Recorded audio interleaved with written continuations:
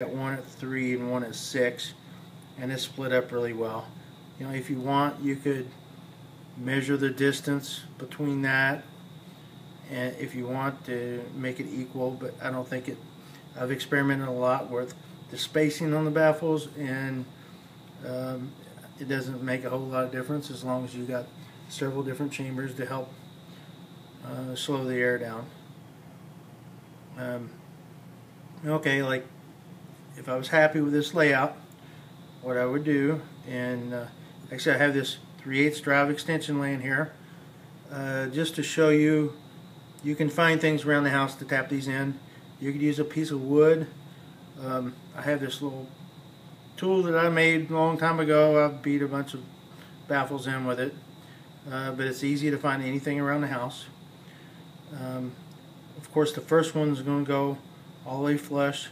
So when you're tapping the first one in, you can kind of mark it. What I did is kind of mark where you want it to go on top of the tube. And the first one doesn't matter because you're going to tap it till it bottoms out. But just so you know how much further you have to go, you can sit here and envision, okay, this one's going to go all the way to there, this is going to touch to there. So when it gets to the little red line here, that sucker should be bottomed out or getting close. And then pull this back, and then slip the second one. Okay, the second baffle needs to go to this line right here. And then the third baffle needs to go to this line right here. And of course the top one you don't have to mark because you're pushing that one in without any tool. So what's going to happen is you're just going to take this, set it on top of your tube, and tap it in, get it started, and then set whatever kind of tool you're going to use on there, and then finish driving it. Once it goes in the first little bit, it drives in pretty easy.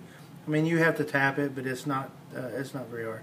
And just drive it into your first mark up here, and then when you're done with that one, put your second one on top of there. And there's also a little bit of a beveled edge on one side, and that's so that you can set it on there and it's easier to get it started with a hammer. Just take a hammer and slightly tap it and get it started. And once it's started nice and straight, and put this on there and tap it on down to the next mark, and so on, and then the third mark down there, and then the last one, just tap that one in. And to demonstrate tapping it in, I have an extra piece of tubing here. I have lots of little scrap baffles. It's been end up having extras and mistakes, or a little bit wrong size, or get messed up for one reason or another, but end up with a lot of scrap stuff I can play with. But this piece 7/8 tubing, same system. This is a little baffle. It's not finished on this side. Normally they're finished on both sides, but it's got a little bit of beveled edge on one side, and you know it's same fit as this one. It was probably made 3 to 5 thousandths over, and I kind of hold it in place there and just tap it a little bit.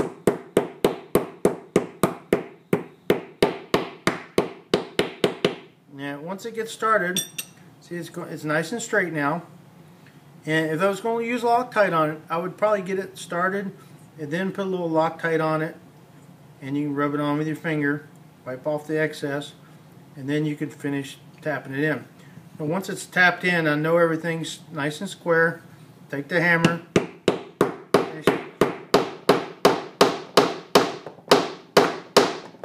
finish tapping it.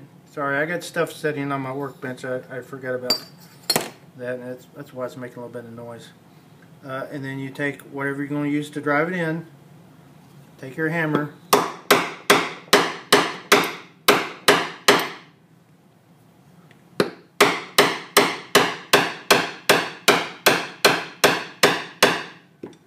and it presses right in.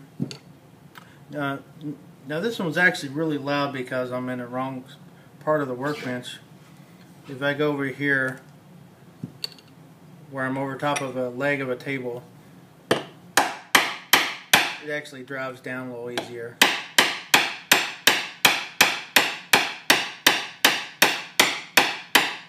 But it drives right down, and you just drive it down to where it's supposed to go, and then you come over here when you're done, get the second one on there, and you tap it in. But once they go in, it'll be nice and quiet. You'll never have to worry about making. You can shoot it in the house.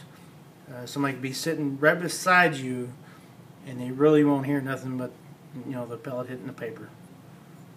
It's a good way. I had one for a little while. I played with it a lot, and it helps a lot to quiet it down. But anyway, that's really all there is to it. If you have any questions, you can always call me. If you have a problem with the size for your particular rifle for some reason, and things are just foobarred and the size I made you didn't fit, send them back. I'll make you another pair, no problem at all. But I appreciate you watching. Thanks.